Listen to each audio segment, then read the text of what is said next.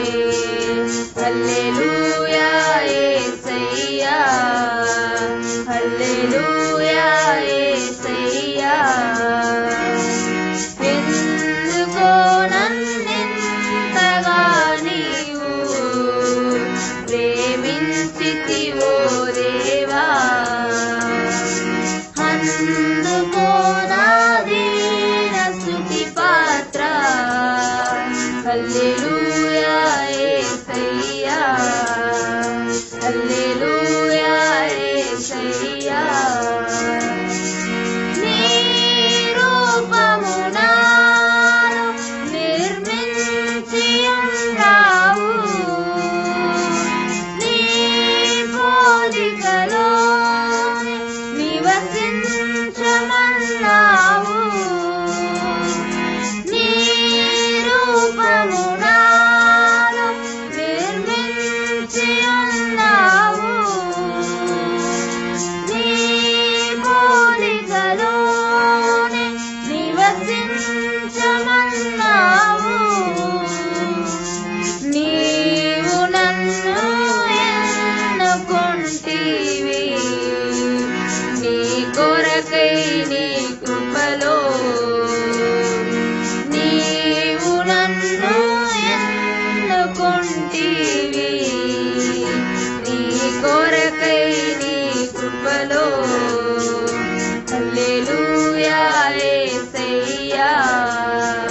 హల్లెలూయా యేసయ్యా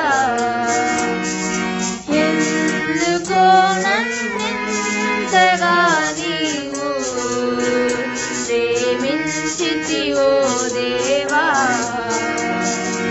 అందుకో నా దీన స్తుతి పాత్ర హల్లెలూయా యేసయ్యా హల్లెలూయా యేసయ్యా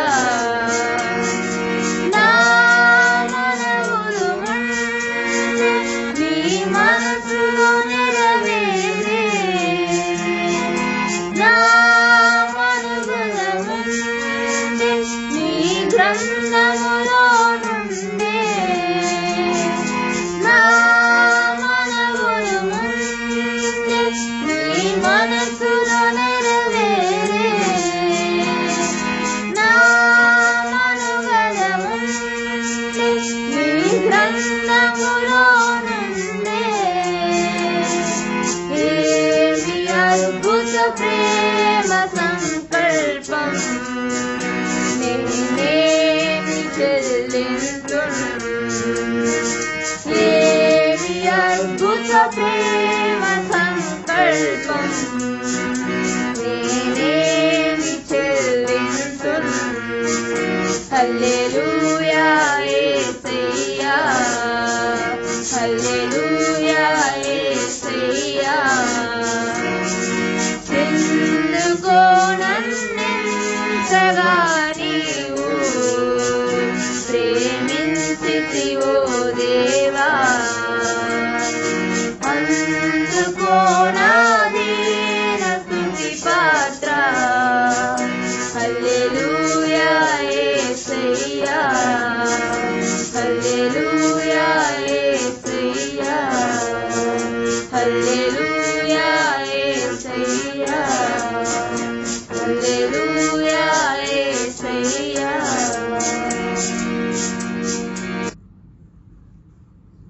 ఈనాటి కొరకై చదవలసిన పాఠ్య దేవుని యొక్క వాక్యము సువార్త పాఠ్య భాగము యోహాను సువార్త 21వ అధ్యాయము 15 నుంచి 19 వరకు మనము చదువుగాందాము. Saint John chapter 21 verses 15 to 19. వారు భోజనం చేసిన తర్వాత యేసు సీమోను పేతురును చూచి, యోహాను కుమారుడు అయిన సీమోను, వీరికంటే నీవు నన్ను ఎక్కువగా ప్రేమించుచున్నావా అని అడుగగా అతడు, అవును ప్రభువా, నేను నిన్ను ప్రేమించుచున్నాను అని నీవు ఎరుగుదువని ఆయనతో చెప్పాను. యేసు నా గొర్రె పిల్లలను మేపుమని అతనితో చెప్పాను.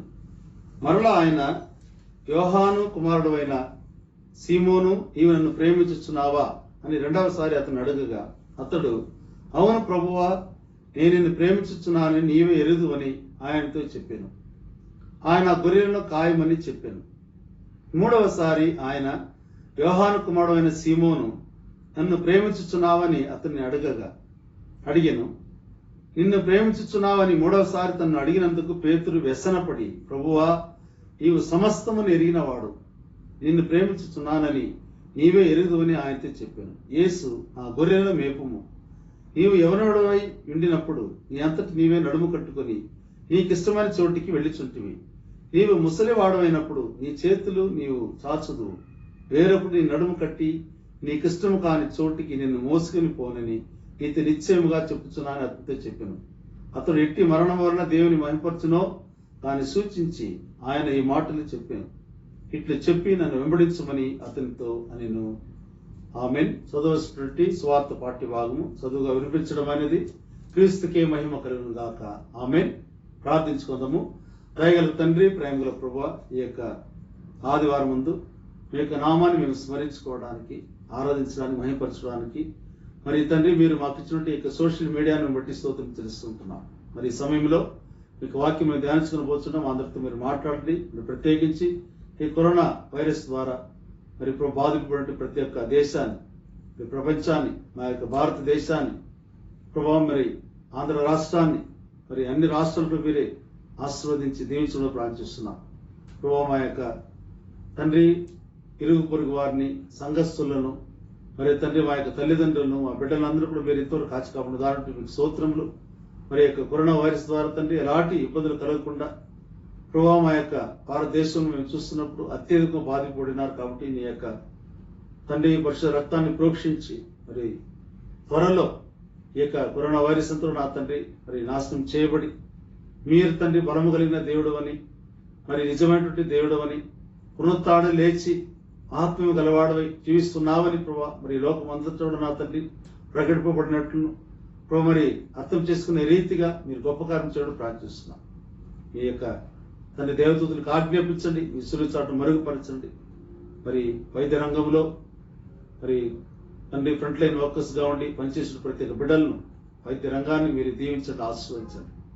ఈ బిడ్డలకు మీరే ప్రభావ మీ యొక్క కాపుదల దాచడం ప్రార్థిస్తున్నాం తండ్రి. మరి ప్రభుత్వంలో ఉన్నటువంటి పెద్దలు తండ్రి మంచిగా ఆలోచించి అందరి రాష్ట్ర ప్రజలకి నిజమైనటువంటి ప్రభా సేవలు చేయడానికి న్యాయంతో నీతితో సమానత్వంతో కూడినటువంటి ప్రభా సేవను ఇవ్వడానికి మరి తండ్రి ప్రజల యొక్క డబ్బులు దోచుకోకుండా వారికి నిజమైనటువంటి సేవలను అందించి అనేక మంది బిడ్డలు మరి ప్రత్యేకించిన తండ్రి కష్టపడుతున్న బిడ్డలు పేదలు పేదలతో ప్రభావం ఉన్నటువంటి మా యొక్క మరి రాష్ట్రాన్ని దేశాన్ని మీరే ప్రభావ కనికరించమని కరుణించమని సహాయం చేయడం ప్రార్థిస్తున్నాం. మీరు ఒక మాట సెలవిస్తే చాలు తండ్రి గొప్ప కార్యం చేయబడుతుంది. కాబట్టి ఈ సమయంలో మా యొక్క భారతదేశాన్ని మా యొక్క ఆంధ్ర రాష్ట్రాన్ని అన్ని రాష్ట్రాలను కూడా మరి తన కువైట్ దేశాన్ని ఈ కువైట్లో ఉన్నటువంటి అన్ని ప్రజలను కూడా మీరు దీవించమని ఆనాటికి ప్రభావ మీరు ఒక ప్రక్క ఇది ఎక్కువ అవుతుంటుండగా మరి యొక్క ప్రక్కలో నా తండ్రి మీరు మాకు సహాయకుడుగా ఉండి మమ్మల్ని ప్రభావ భద్రపరిచి కాపాడుతున్నారు. కాబట్టి మీకు స్తోత్రములు స్తుతులు వందనాలు కృతజ్ఞత వందనములు మా యొక్క హృదయాంతరం నుంచి మీకు సమర్పిస్తున్నాం. మీకు వాక్యం ద్వారా మాతో కూడా మాట్లాడండి, మీకు వాక్యం మాకు వినిపింప చేయండి. వినగలిగిన చెవులను గ్రహించగలిగిన హృదయమును దాని ప్రకారం క్రియ జరిగించే మీ పరిశుద్ధాత్మ ప్రేరేపణ శక్తిని మేము ప్రభు యొక్క సమయంలో మేము గ్రహించలాగన మీ యొక్క కృప మాకు దయచేయమని మాకు ప్రభు మంచి బోధకుడవై మాకు వినిపింప చేసి ఆ మెల్లని స్వరానికి మీ విధేయత చూపించి జీవించడానికి కృప దయచడం ప్రార్థిస్తున్నాం. మీ వినేవారుగా కాకుండా తండ్రి మేము క్రియలలో మేము మీ యొక్క యేసు ప్రభువును పునరుత్థానుడైన యేసు క్రీస్తును చూపించగలిగే భాగ్యం శక్తిని మాకు దయచేయండి. బలహీన మమ్మల్ని బలపరిచి వాడుకొని మీరు మహిమ పొందమని మీరు మాట్లాడమని యేసు నామములో ప్రార్థించుకుంటున్నాం తండ్రి, ఆమేన్. ప్రభునందు ప్రియమైన దేవుని బిడ్డ మీకు అందరికీ మన ప్రభు అయిన యేసు క్రీస్తు యొక్క నామం పేరిట నాకు వందనములు మరియు శుభములు తెలుపుకుంటున్నాను. మరి ఇక సమయంలో మనం చదువుకుంటూ వాక్య భావన అనుసరించి మరి కొన్ని మాటలు మీతో కూడా పంచుకున్నానని నేను ఆశిస్తూ ఉంటున్నాను. మరి ప్రత్యేకించి మా యొక్క దినముల్లో మరి యేసు ప్రభువు పునరుత్థానుడై లేచిన తర్వాత మరి తన యొక్క శిష్యులతో మరి అనేక పర్యాయములు వారితో కూడా మరి కలుసుకోవడం మనం చూస్తుంటున్నాం, దర్శనం ఇవ్వడం మనం చూస్తుంటున్నాం. మరి ఈసారి మరి పేతురు తక్కిన శిష్యులు వారు మరలా చేపలు పట్టడానికి తిరిగి వెళ్ళిపోయినప్పుడు మరలా యేసు ప్రభు వారిని తీసుకుని వచ్చి మరి ఎందుకొరకై పిలుచుకొచ్చారు, ఎందుకొరకై పిలిచారు, నన్ను వెంబడించమని మరి శిష్యులుగా జాలరులుగా ఉన్నటువంటి వారిని మరి చేపలను పట్టే జాలరులను యేసు ప్రభు వారు మనుషులను పట్టే జాలరుగా మార్చడానికి తీసుకొచ్చారు. మరలా వారు మరి పరిస్థితులను బట్టి మరలా చేపలు పట్టడానికి వెళ్ళిపోవడం జరిగింది. మరి యేసు ప్రభు వారు మరలా వారిని మరి ఆ రాత్రి అంతా కూడా శ్రమపడి ప్రయాసపడి ఎంతో కష్టపడినా కూడా వారికి మరి చేపలు దొరకలేదు. మరి ఎంతో అనుభవం కలిగిన చేపల వృత్తిలో కానీ ఒక్క చేప కూడా దొరకని పరిస్థితులు. మరి అలాంటి పరిస్థితుల్లో మరి యేసు ప్రభు వారితో కూడా మరి దర్శనమిచ్చి వారికి మరి సలహా ఇచ్చి మరి కుడి ప్రక్కన వేయమని చెప్పినప్పుడు మరి 153 గొప్ప చేపలతో మరి వలలు కూడా పిగిలలేదు కానీ పిగిలిపోయేంత పరిస్థితికి వచ్చింది. మరి లాగలేకపోయారంట. అంత విస్తారమైన చేపలను మరి పట్టిన తర్వాత మరి సీమోను పేతురు తన యొక్క జీవితంలో ఒక గొప్ప మార్పును అక్కడ అందులో చూడటం మనం చూస్తుంటున్నాం. మరి వారు భోజనం చేసిన తర్వాత మరి ప్రశాంతంగా ఉన్నప్పుడు యేసు ప్రభు వారు 3 సార్లు ఒకే ప్రశ్నను మరి తిరిగి అడగటం మనం చూస్తుంటున్నాం. అంటే వీరందరికంటే ఎక్కువగా నీవు నన్ను ప్రేమించుచున్నావా, వీరికంటే నీవు నన్ను ఎక్కువగా ప్రేమించుచున్నావా అని మొట్టమొదటిగా అడిగినప్పుడు మరి యేసు ప్రభు అడిగినటువంటి ప్రశ్న ఒకే ప్రశ్నే, 3 సార్లు అడిగినటువంటి ప్రశ్న సేమ్ క్వశ్చన్ అంతే. కాకపోతే మరి పేతురు నుంచి వచ్చిన జవాబు అన్నది మరి ఒక్కొక్కసారి కూడా మరి ముఖ్యత్వాన్ని మనం గ్రహించి ఈ రోజు మనం అర్థం చేసుకోవడానికి పిలువబడి ఉంటున్నాం. కాబట్టి రెండవసారి అడిగినప్పుడు సమాధానం కొంచెం మారింది, మూడవసారి అడిగినప్పుడు ఇంకనూ సమాధానం మారింది.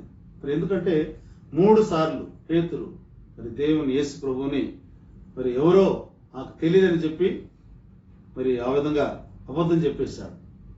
కాబట్టి ముమ్మారు దేవుడు ఎవరో తెలియదని చెప్పినటువంటి పరిస్థితులు మనము మరి ముమ్మారు మరలా అతను అడిగి తన యొక్క అర్పణ జీవితాన్ని, సమర్పణ జీవితాన్ని, తన యొక్క విశ్వాస జీవితాన్ని, తనకు యేసు ప్రభువుతో ప్రేమను మరింత లోతుగా మరి దాన్ని దృఢత్వం చేయడానికి యేసు ప్రభు వారు మరలా ఒకే ప్రశ్నను 3 సార్లు అడగటం మనం చూస్తుంటున్నాం.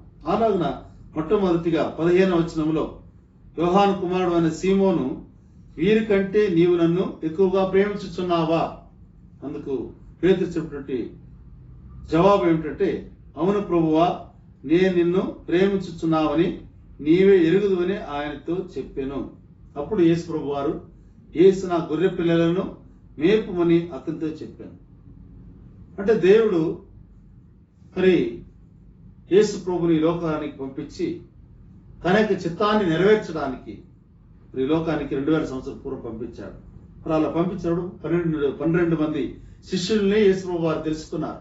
నన్ను వెంబడించమని చెప్పినప్పుడు తమ యొక్క మరి వృత్తిని వదిలిపెట్టి, తమ యొక్క వస్తువులను వదిలిపెట్టి, తమ యొక్క తల్లిదండ్రులను విడిచిపెట్టి యేసు ప్రభువును వెంబడించారు. మరి వెంబడించినప్పుడు మరి పేతురుతో మత్తయి సువార్త ప్రకారం మనం చూసినట్లయితే పేతురుతో ఒక మాట చెప్పాడు. అంటే పేతురు అంటే గ్రీకు భాషలో పెట్రా అనేటువంటి మాటను ఉపయోగిస్తారు. దానికి ఏంటంటే రాతి, రాయి, బండ అనేటువంటి అర్థాన్ని ఇస్తుంది. ఈ బండ మీద పేతురు, నీ పేరు పేతురు అని, సీమోను పేతురు 2 పేర్లు ఉన్నాయి. కాబట్టి నువ్వు పేతురు బండ, ఈ బండ మీద నా యొక్క సంఘాన్ని నేను స్థాపిస్తానని చెప్పి యేసు ప్రభు వారు మరి హామీ ఇచ్చారు. ఎప్పుడు? మరి బిగినింగ్ లోనే, ప్రారంభంలోనే చెప్పారు. మరి ఇప్పుడు పేతురు యొక్క పరిస్థితి చూసినప్పుడు మరలా తాను తన యొక్క తక్కిన శిష్యులను తీసుకుని వెళ్లి యేసు ప్రభు పునరుత్థానం లేచిన తర్వాత జరిగిన సంగతి. మరి లేచిన తర్వాత ఈ విధంగా మరి వెనుకకు పోయి మరలా చేపల వృత్తికి వెళ్లిపోవడం జరిగింది. మరి యేసు ప్రభు మరలా తీసుకొచ్చి ప్రశ్నను మొట్టమొదటిగా అడిగినప్పుడు, అవును ప్రభువా, నేను నిన్ను ప్రేమించుచున్నా, నీవే ఎరుగుదు. మరి ఆ ప్రేమ నిజమైనటువంటి ప్రేమ అంటే ఆ ప్రేమకు మనము ఏది సాటి లేనటువంటి దేవుని యొక్క ప్రేమను బయలుపరిచే రీతిగా మరి యేసు ప్రభు వారు దాన్ని గ్రహించి నా గొర్రె పిల్లలను మేపుమని అతనితో చెప్పాను. మరి ఒక క్రొత్త రెస్పాన్సిబిలిటీని మరి యేసు ప్రభు వారు ముందుగానే చెప్పిన రీతిగా మరి తాను పరలోకమునకు పోబడక ముందు ఈ యొక్క మాటలు మరలా గుర్తు చేసి వారిని దృఢపరచడం మనం చూస్తూ ఉంటున్నాం. కాబట్టి ఈ యొక్క వాక్య భాగం నుంచి 3 చిన్న మరి కార్యక్రమాలు మీతో కూడా పంచుకోవాలని ఆశిస్తుంటున్నాను. మరి 3 తలంపులు. మొట్టమొదటిగా మరి పేతురు యొక్క జీవితంలో మరి అతను వెనుకకు వెళ్ళిపోయే పరిస్థితి ఏర్పడింది కాబట్టి మరలా వారిని తీసుకుని వచ్చి తన యొక్క విశ్వాసాన్ని దృఢపరచడం మనం చూస్తున్నాం. ఈ బండ అన్నది ఒక పక్క యేసు ప్రభు సంఘాన్ని కట్టడం, బండను మనము మరి బిల్డింగ్ కట్టడానికి, భవనాలు నిర్మించడానికి ఉపయోగిస్తాం. మరి ఆ పునాది సరిగా లేనప్పుడు మరి బిల్డింగ్ నిలబడదు, భవనం నిలబడదు. ఎంత నిర్మించినా, ఎంత అందంగా నిర్మించినా పడిపోతుంది.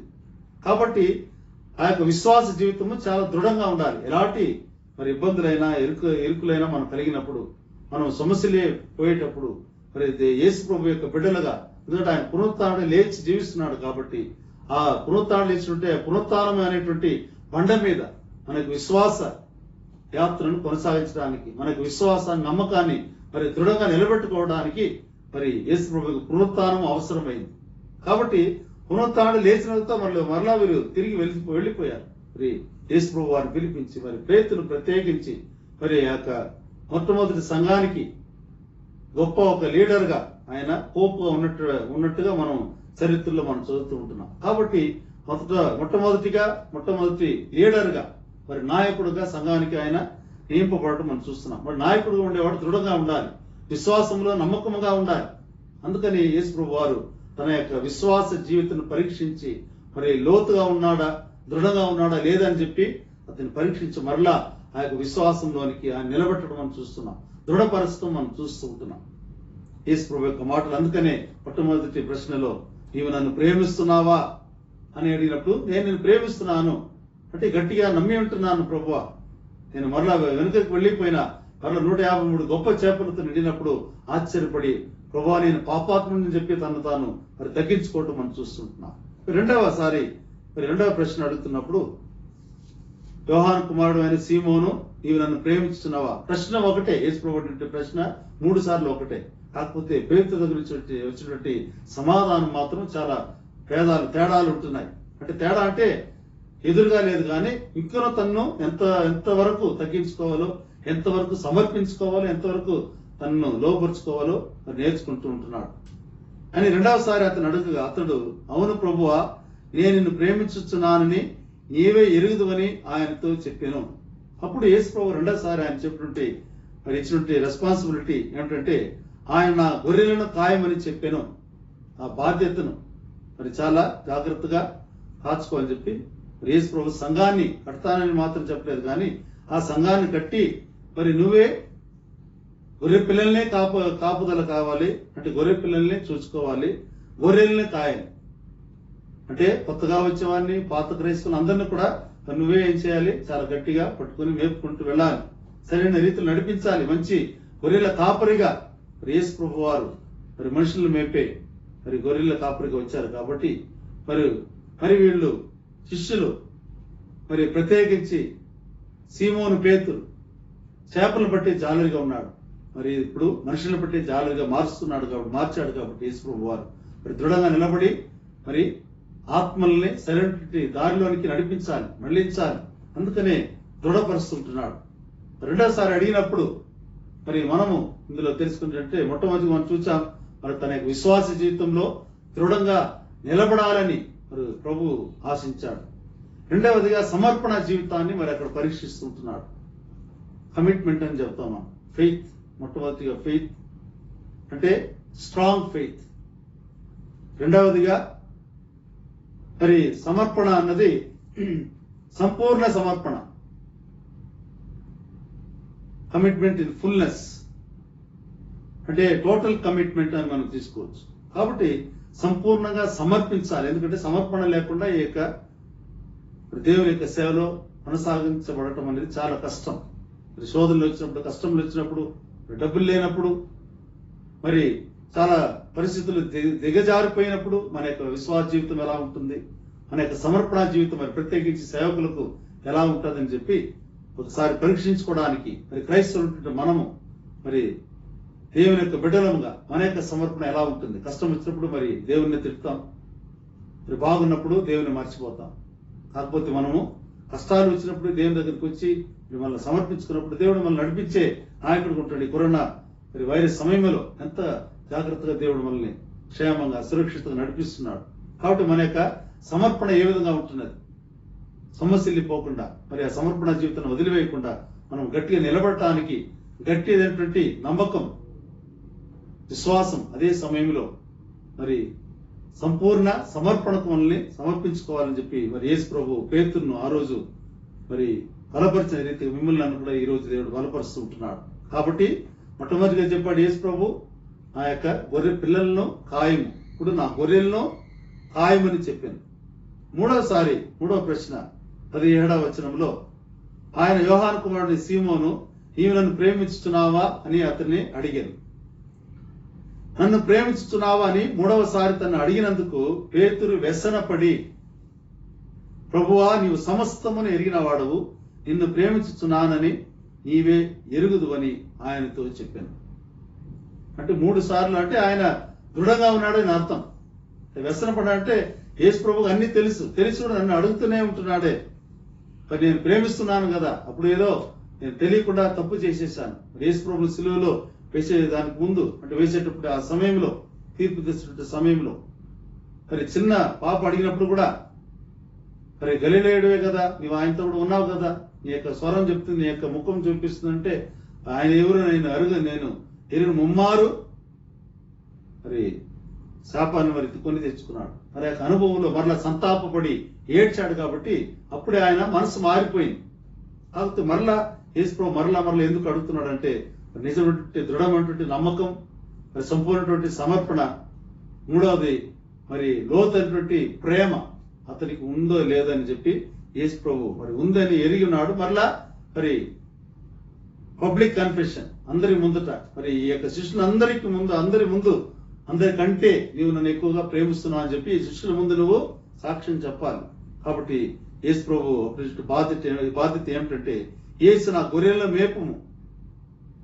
కాబట్టి ఆ సంఘం యొక్క స్థాపనను, వ్యవస్థను మరి పేతురు దగ్గర సమర్పించి ఆయన ద్వారా మరి మనము మరి కొనసాగించడానికి దేవుడు యేసు ప్రభు ద్వారా మరి సంపూర్ణ సమర్పణకి మరి పేతురు నడిపించడం మనం చూస్తుంటున్నాం. కాబట్టి బాధ్యతాయుతంగా మనం ప్రవర్తించాలని చెప్పి యేసు ప్రభు ఆశిస్తుంటున్నాడు. కాబట్టి ప్రియమైన దేవుని బిడ్డలారా, మరి ఆయన యొక్క విశ్వాస జీవితం యొక్క మరి ఆ యొక్క దృఢత్వం, రెండవదిగా మనం చూసాం ఆయన యొక్క సంపూర్ణ సమర్పణ, మూడవదిగా మనం చూస్తున్నాం ఆయన లోతైనటువంటి ప్రేమ.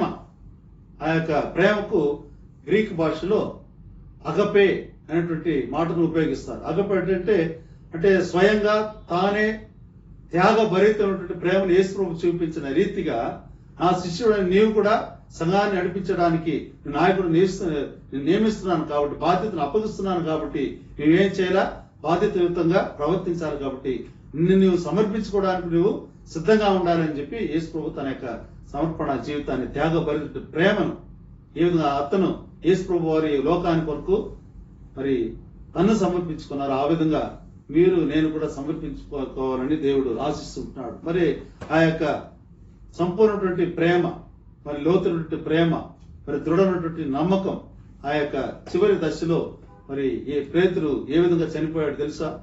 యేసు ప్రభు వారు తలపైగా మరి కాళ్ళు చేతులు కిందగా ఉన్నాయి.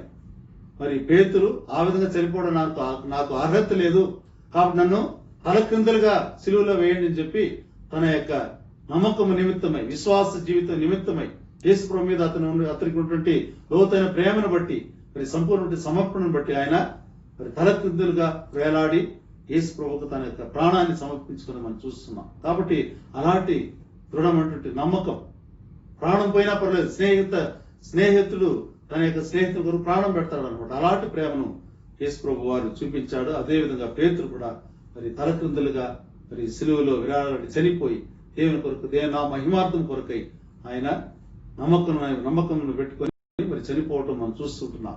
అంటే పునరుత్థానంలో ఆయనకి ఏముంది? పునరుత్థానంలో ఆయనకు మరి గట్టి నమ్మకం ఉంది, విశ్వాసం ఉంది. యేసు ప్రభు తిరిగి లేచాడు కాబట్టి నేను కూడా తిరిగి లేచినట్టు నమ్మకం అతనికి కలిగింది. కాబట్టి ఈ సమయంలో మనల్ని కూడా మరి గట్టి దృఢమైనటువంటి నమ్మకంలో జీవించడానికి మనం సమర్పించుకుందాం. మరి సంపూర్ణ సమర్పణాన్ని మనం బయలుపరచడానికి మనం సమర్పించి మరి దేవుని సేవలో మనం మరి కొనసాగించుదాం. మరి చివరిగా లోతైన ప్రేమను కలిగి మనం దేవుని ప్రేమను పొందిన మిగతా వారికి కూడా అలాంటి ప్రేమ చూపించడానికి దేవుడు కృప చూపించిన గాక. ఆమేన్. మనమందరం చేరి ప్రభు నేర్పిన ప్రార్థనను ప్రార్థించుకుందాం. దయగల తండ్రి, ప్రేమలు ప్రభు ఈ సమయానికి మీకు స్తోత్రములు, వందనాలు.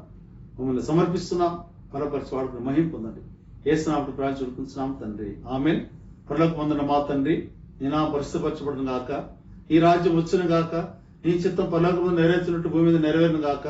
మనది ఆహారం మాకు దయచేయము, వాడు అభివృద్ధి చేసిన వారిని మేము క్షమించిన ప్రకారం మా ప్రార్థన మాకు క్షమించము, మమ్మల్ని శోధనలకు తెగ దుష్టి నుండి తప్పించము. రాజ్యమున శక్తి మహిమయు నిరంతరం నీవునవి, ఆమేన్. నా ప్రాణ వైభవాన్ని సన్నిధించుము, నా అంతరున్న సమస్త ఆయన పరిశుద్ధ నామమును సన్నిధించుము, నా ప్రాణ వైభవాన్ని సన్నిధించుము, ఆయన చేసిన కాలంలో దేని మరొకము, ఆమేన్. మన ప్రభు అయిన యేసుక్రీస్తు కృపయు, పరమ తండ్రి అయిన దేవుని ప్రేమయు, పరిశుద్ధాత్మ యొక్క సహవాసం నడిపి మనందరితో, మన కుటుంబాలతో నేడు ఎల్లప్పుడు సదాకాలం తోడండి కాపాడుగాక. Amen. God bless you all.